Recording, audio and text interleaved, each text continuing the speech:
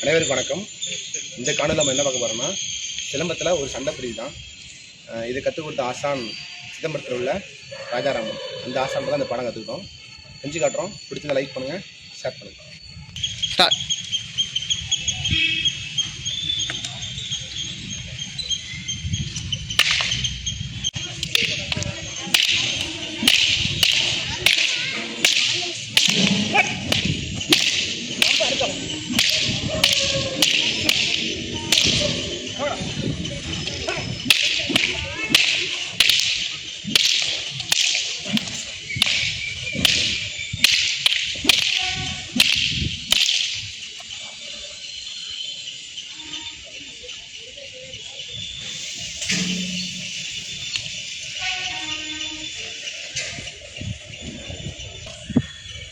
ரொம்ப இருக்குது முடியல.